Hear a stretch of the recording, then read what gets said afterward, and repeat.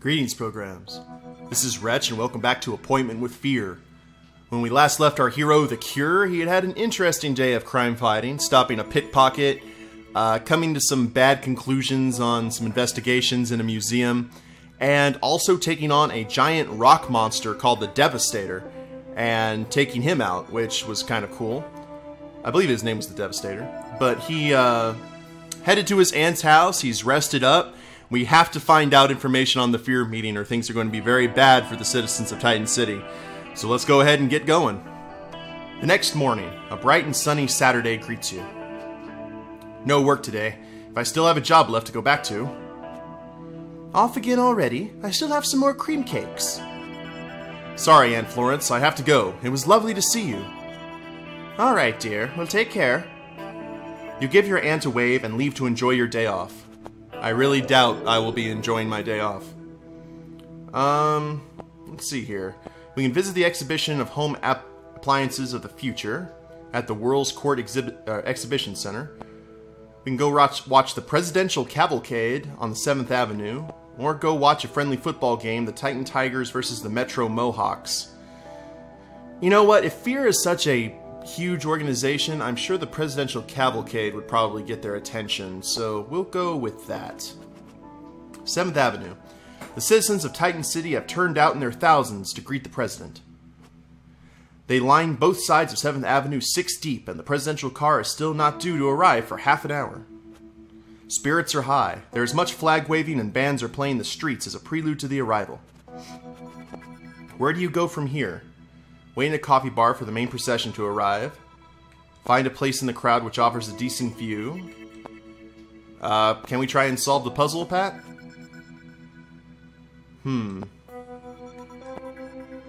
Okay. Nothing really to, look at. Well, I guess we'll wait in the coffee bar for the main procession to arrive. Manny's Coffee Shop. The excitement surrounding the president's arrival has brought all sorts of people to the streets.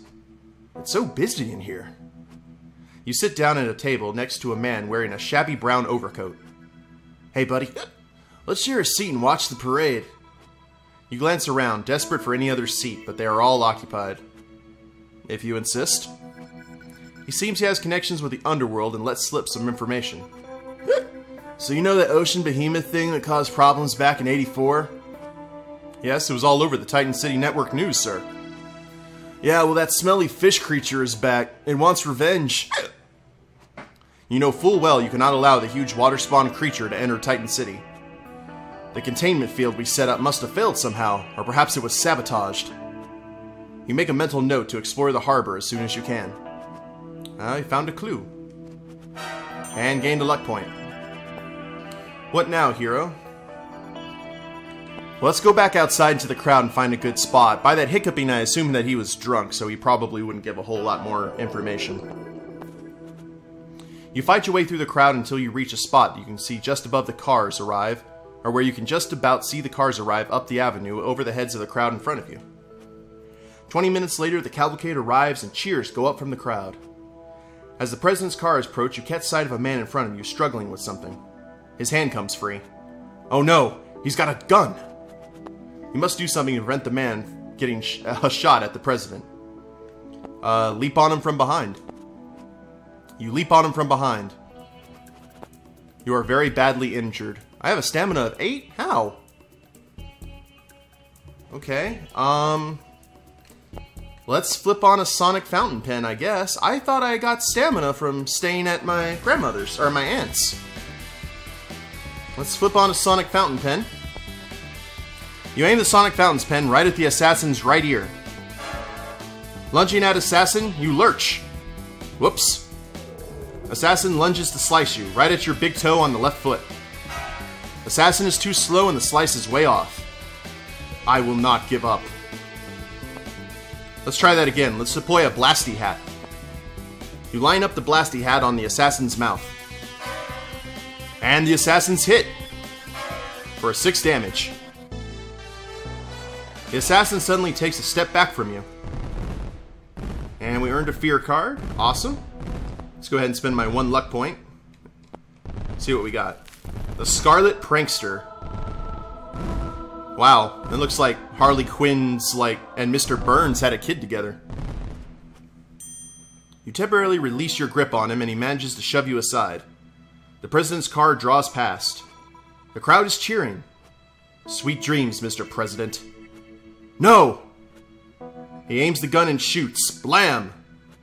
You leap on the assassin again and knock him cold, but it's too late. The president falls. Where do you go from here? Let's assist the president. I thought I'd got him. You haul the unconscious assassin out of the crowd toward the president's car. Swarms of police surround the car and in an instant you hear an ambulance siren, or in the distance. Is there a pulse? The president's bodyguard looks up sadly and shakes his head. Oh dear. Blast! I can't get next to the body in my street clothes. Please, sir, explain what happened. The man in the crowd, he shot the president. I knocked him unconscious, but... The police take the assassin from you. The officers discuss something with each other. When they return, they speak to you once more. Something strange is going on. You say this guy fired at the president as he fell? That's right, I saw him. I was right there. But why was the killing bullet from a high-powered rifle, not the magnum your man was carrying? I don't know. You are as mystified as they are and agreed to go downtown to answer their questions, but one thing is clear. Your assassin's bullet did not kill the president. Was he merely a decoy? You puzzle over this as you leave the station. Let's check the crime watch, man. The president just died. You check your crime watch to see if there's anything else happening. Nada. It remains silent. Not by a good time to check over any clues you found today. Okay, let's go ahead and check our clues, I guess.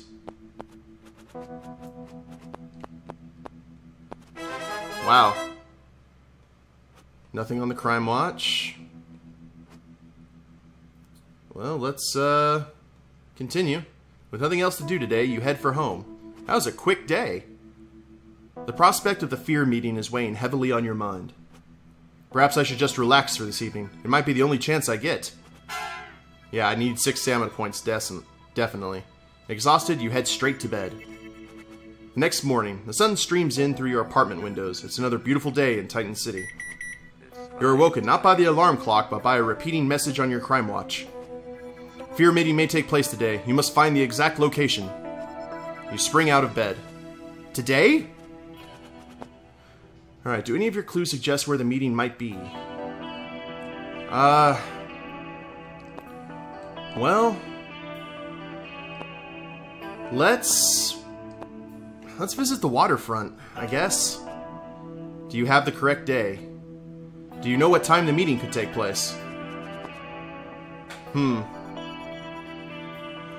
Let's try and solve, because we're at the waterfront. Let's try... That's not the correct clue. Let's go back to that clues. And it's not letting me look at the rest of my clues here. Oh, here we go. And it's not going to let me do anything here.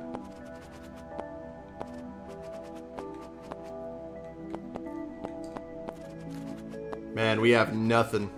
Absolutely nothing. I'm going to use the mouse to scroll down here. I'm going to wait around and see if anything happens. This is hopeless. I have no idea where F.E.A.R is holding its meeting. Changing your street clothes, you hail a cab. Taxi! Should you go to the base? Maybe Colonel Saunders has further leads. Driver, to the army base, and step on it. The driver has his radio blaring away while he drives. You're almost at your destination when it sputters and fizzles. We interrupt your regularly scheduled programming for an important announcement. A steely voice with a sinister tone speaks slowly and clearly. Citizens of the world. The taxi driver attempts to change the radio station. Message is being broadcast on all frequencies simultaneously in all languages to all areas of the globe. The message opening fills you with dread. My name is Vladimir Otoshki. I am known as the Titanium Cyborg, the leader of F.E.A.R himself. And -9 to the hero points. I did not find the meeting. Otoshki continues with his broadcast. My organization is known to you as the Federation of Euro-American Rebels. Oh, so that's what F.E.A.R stands for. F.E.A.R.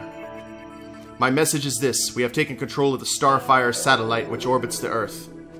The Starfire satellite? We demand your unconditional surrender and the submission of all citizens to our leadership. And another 9. Wow. Atashki goes on to explain the extent of their power. They plan to obliterate one by one the major cities of the Earth. As proof, Titan City will be the first to be destroyed, in exactly 30 seconds, in fact. And another 9. Oh, man. Your heart sinks. You have failed to stop the fateful meeting of F.E.A.R. The whole world must now pay the penalty. And this is the end of the cure. F.E.A.R. cannot be stopped. With no one left to save them, Titan City is doomed. Wow. Well, bad ending. Cups of coffee savored, quips, villains defeated, crime watch alerts, new papers read, slices of pizza eaten, F.E.A.R. cards found, crime watch beeps. Score more than 15 hero points for a bonus F.E.A.R. card. I scored 0. The cure is horrendous. Okay. Take me back. Or restart an experiment with new superpowers. Let's restart the adventure. Let's go with a new guy. Sorry about that, guys. Had to restart there. The game was kind of wonky there near the end. But we're going to go ahead and roll up a brand new hero because the cure was an absolute bust.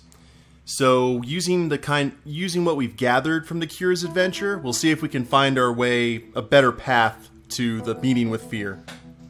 And maybe with a little less fail this time. And we're going to get through this. Oh! I hope we were a boy. Yes. I was pressing too many buttons. And we get to choose our superpower again, and we're not going to do the Gadgeteer. I think we're going to go with... You know what? Let's go ahead and be Superman. Have super strength and can fly.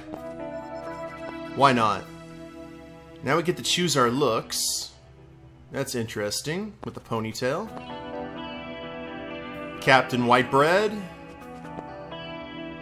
Kind of looks like Namor the Submariner. Interesting. Oh wow, he looks like a Black Lantern. Not a nice guy. Well, you know what? I think we're gonna go with this guy. I like the ponytail, helmet, kind of Spartan look to him. Need to give him a good color scheme. Not gonna do the Superman, that's not... You know what? He has the lion on his chest. Let's go with a Lannister kind of vibe from Game of Thrones. Let's give him red. And can we find like a gold outline? I saw the yellow, but I'm looking for gold. I'm not seeing one. Oh, there's one. Bam, look at that. That looks sweet. Now we gotta find the Great Beast. That's interesting, but I think we can do better. Lonely Change, Judge Freedom, the Grey Prophecy, the Rough Yodel. I like Judge Freedom. Let's go with Judge Freedom. Why not? Alright, as Judge Freedom, you keep the citizens of Titan City safe in an unending battle against crime. Let's try this again, guys. It's morning, you sit at your kitchen table and glance out the window to see the sun rising over the Titan City skyline. And Titan City has nothing to fear this morning. And, let's see, Titan City is safe because you have devoted your life to fighting crime and keeping thugs and villains off the streets. And Judge Freedom takes up the oath. Time for breakfast. You gloat over the cupboards and grab some cereal. Breakfast of champions. You have some cereal. No special gadgets this time. You sit down to breakfast. And now we get information about the F.E.A.R. meeting from Vladimir Atashki.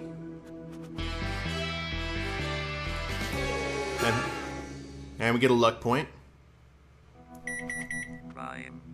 Crime Watch, what we get? Let's go ahead and pick up the Crime Watch. This guy looks like he doesn't mess around.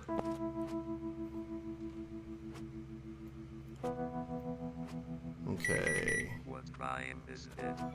Well, let's check the crime updates. There are rumors of danger during the President's visit to Titan City. Speak to the Serpent or Ratface Flanagan for more information. Yeah, you think? Maybe we can actually stop the assassination this time. Sounds like it's going to be a busy day in Titan City today. Not only are you Judge Freedom, but you also have a job as a reporter. Okay, so that doesn't change. And we're late to work. Let's go ahead and leave for the office job. Now the crime watch beeps again. The Scarlet Prankster has found a new home. Oh, it's the Harley Quinn Mr. Burns hybrid. One most befitting his peculiar sense of humor. Alright. Okay, here comes the argument that we ran into as the cure. There's the robbery, which are the alchemist at the laboratory.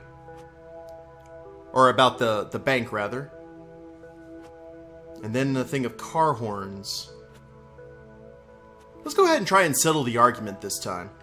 The argument is rapidly escalating. An elderly businessman is yelling at a woman with an untrained dog. How dare you! Just let your dog do that. It's disgraceful. Brucey's just a poor animal. Don't you yell at him. A small crowd is built up around the man and woman. Raised voices are taking one side or the other, and the situation is beginning to look nasty. What courageous action do you take next, Judge Freedom? Let's change my costume and stop the argument. I am a judge, after all. In your shimmering costume, you step towards the crowd. Let's try and appear authoritative as I step forward. As you appear, a hushed silence spreads across the crowd. The man and woman are screaming at each other.